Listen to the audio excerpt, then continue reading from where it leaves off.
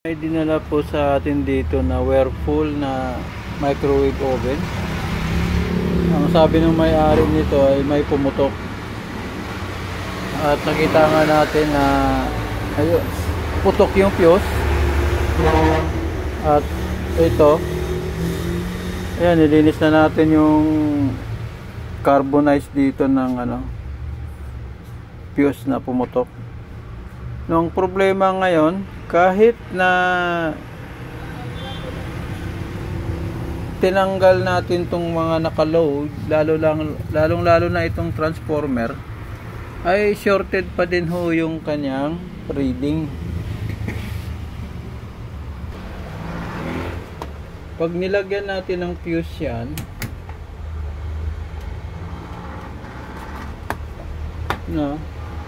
tingnan niyo yung tester ko Tapos magtitest tayo dito ng ayan, mayroon siyang reading or zero, as in shorted talaga siya. Ayan pero kung inopen mo yung door, syempre ayan nag-open din naman siya, tapos nagko-close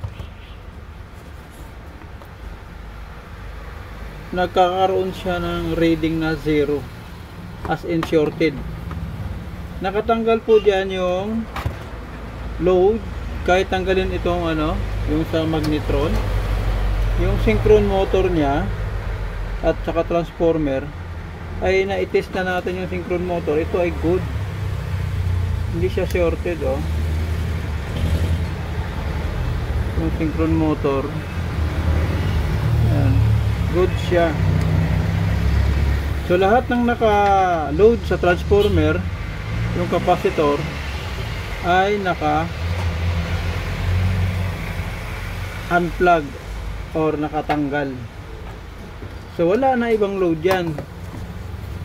So ang ating pagtutroubleshoot, kanina pa ako dito paikot-ikot kung ano na yung naka-load, tinanggal na lahat yung naka-load, eh meron pa rin siyang reading na 0 pa din, ayan wala nang nakaload, nakatanggal po lahat yan pero 0 pa din. So pagtanggal ko nitong etong hindi ko matanggal na ito yung nakita ko rito, napansin ko sunog yung isang switch sa gitna.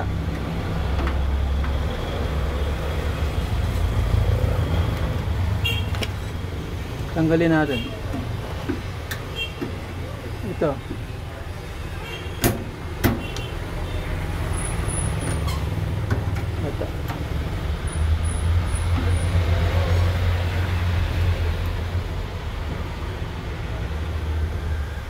Yan sunog yung sa gitna niya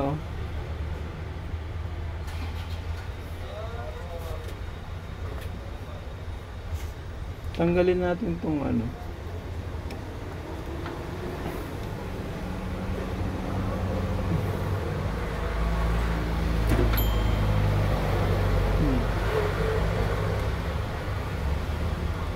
so red,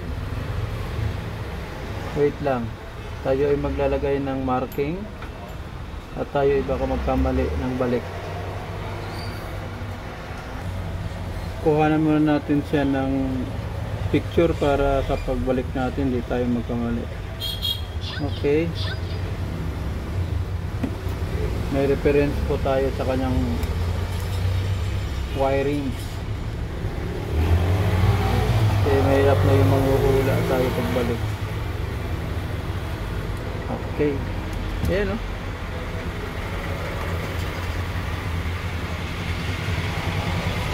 naluto na po yung switch nya.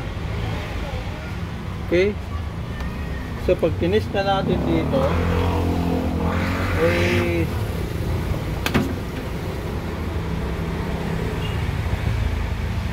ayan, wala na.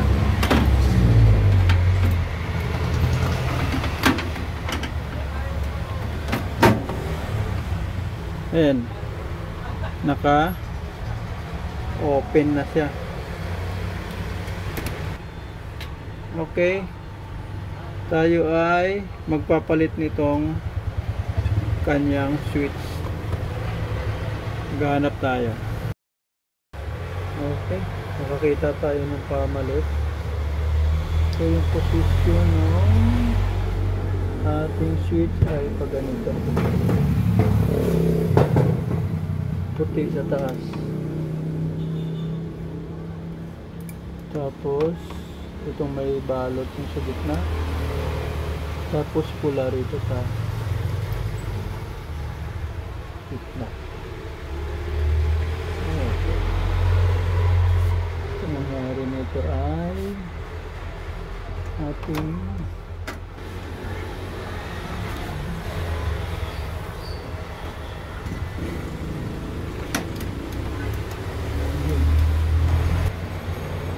okay, nalagay na natin siya ng tukod.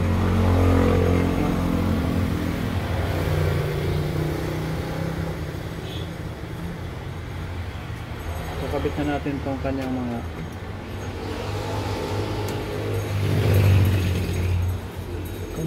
load.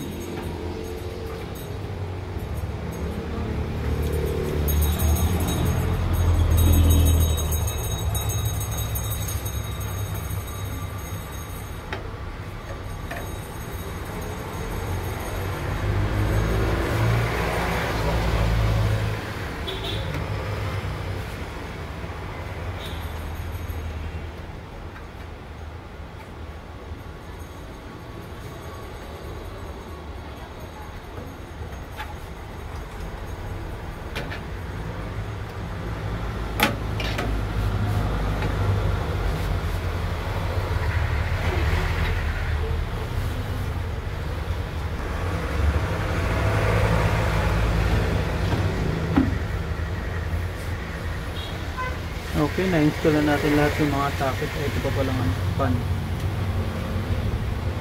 Wala na. Test na natin.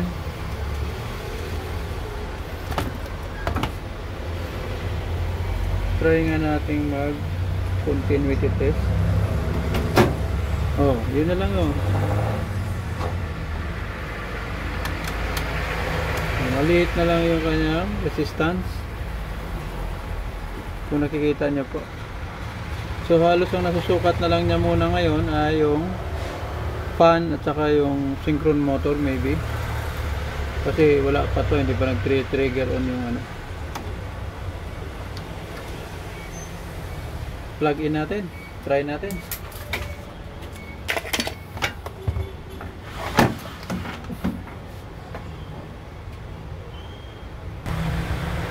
Lalagay muna tayo ng basahan dito para di tayo maputukan.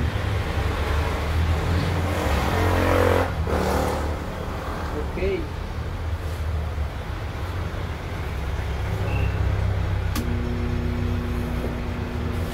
Ayun.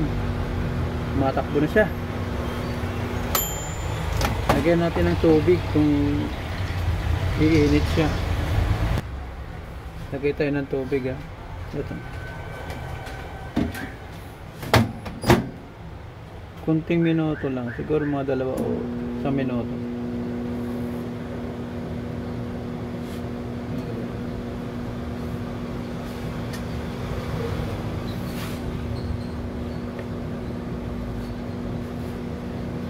So yun po yung ating nakitang problema, yung switch sa door ang nagkaroon ng shortage kapag niloload natin tong yung fuse, no? So parang madali lang siya isipin na wala siyang power, pero nahirapan po tayong hanapin yung sira niya. Hintayin na lang natin kung matapos yung kanyang timer para doon sa kanyang pag-iinit ng tubig.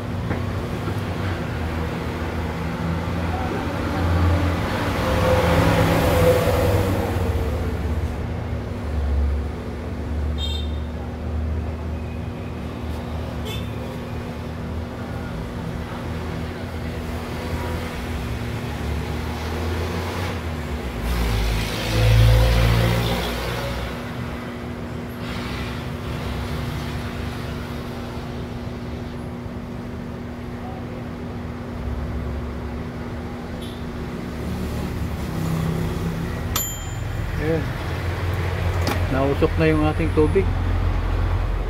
Ayan o, nakulo na. Ayan. Nasubrahan na yung ating time. Siguro mga 3 minutes yun. Okay. Thanks for watching guys, and don't forget to follow.